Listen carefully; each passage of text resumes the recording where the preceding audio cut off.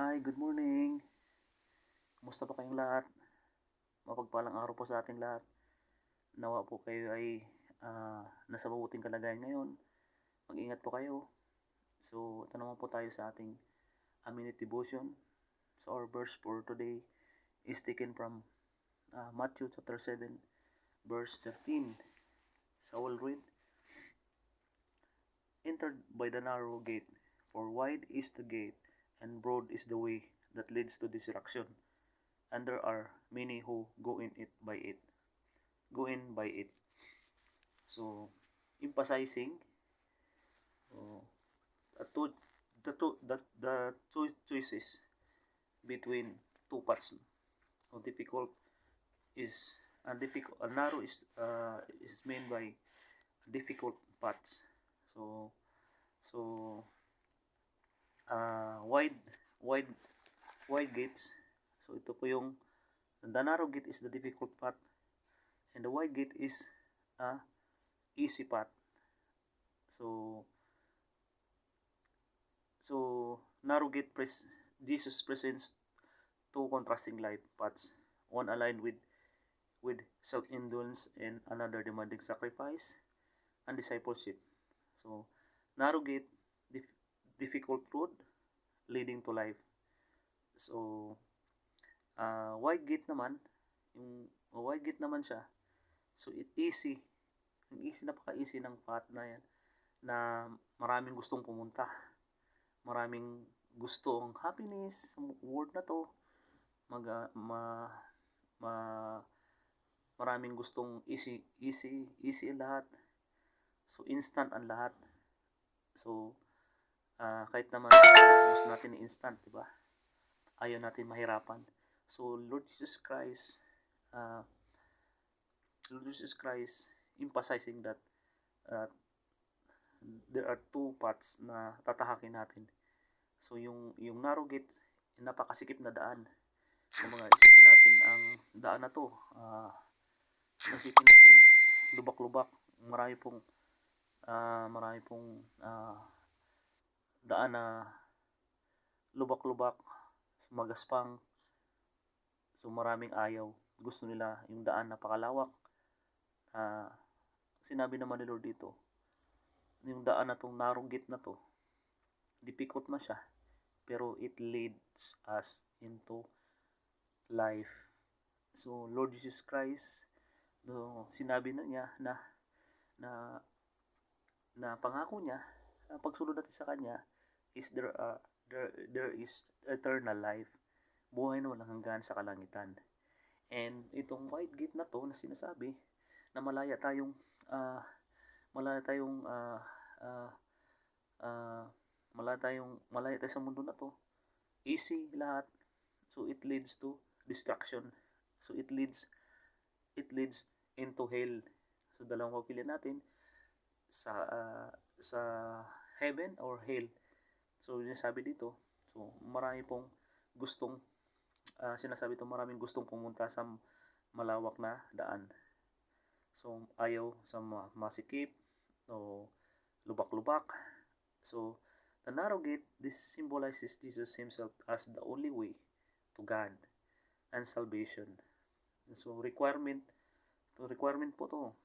Requirement po to. Our personal change.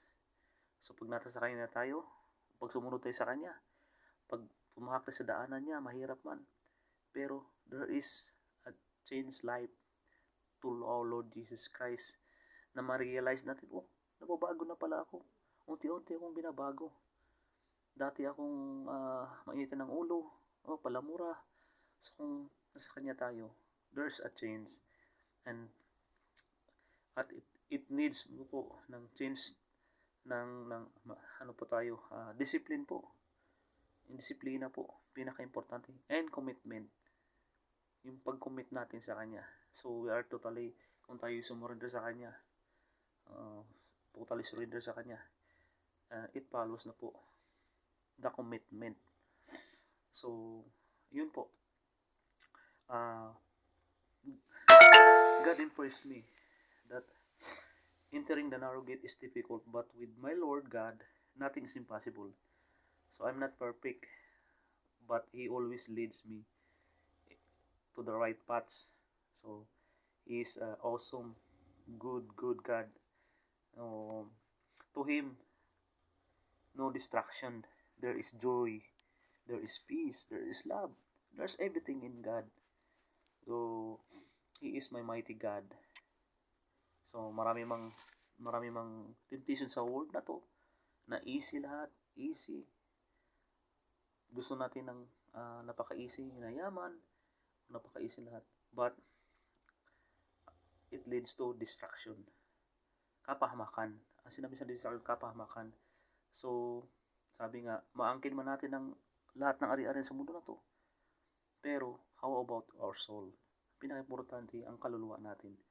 So, sa lahat po nakapanood, sa lahat po nakapanood, sabayan lang po ako sa, I will pray for you all. Sabayan lang po ako sa panalangin. So, we need Jesus. We need God. So that our life is easy. Hindi po easy sa word na to. Easy, gusto natin easy. That there is God. Lahat ng mga pagsubok, lahat ng lubak-lubak na yan, magiging easy dahil God is good all the time. So we will pray. Dear Heavenly Father, God, Lord, we thank you, Lord God, for your word today, Lord God. Help us, Lord God, to enter the narrow gate, Lord God. It's very hard, Lord God, to enter that. But, Lord, nothing is impossible to, Lord God. Lord, we need discipline, Lord God. Lord, by your word, Lord God, there is a discipline, Lord God. Lord, it may it is difficult, Lord, but Lord, into you, Lord God, even difficult, Lord God, there is life, Lord God. Help us to follow you, Lord God. Help us, Lord God, to be committed to you, Lord God. Help us, Lord God, to empower us, Lord God, by the power of the Holy Spirit, the living God. Lord, sa lahat ng panood dito, Panginoon, patuloy mo palayan, Panginoon God, ang panood, Panginoon, sa video na ito, Panginoon God. Basbasan niyo po, samahan niyo po sila, Panginoon God. Samahan niyo po kami, Panginoon God, sa itong oras na pagay, Panginoon God. Ang pagsunod sa inyo, di madali, but Lord, there is eternal life, Lord God. Bless po na nakapanood. Pagpalain mo kanilang family, pagpalain mo kanilang trabaho, pagpalain mong hawakan na kanilang mga kamay, Panginoon God. Bless mo, Panginoon God, sa lahat ng ingatan, samahan niyo po kami, Panginoon God. Samahan niyo po bawat isa, Panginoon God. Sa lahat ng kaibigan ko sa Facebook, sa lahat ng kamag-anak ko, lahat, Panginoon God, ng aking family, Panginoon God. Lord, we need you, Lord God, every minute of our lives, Lord God. We thank you, we praise you, we love you, Lord God. In Jesus' mighty name we pray. Amen and amen.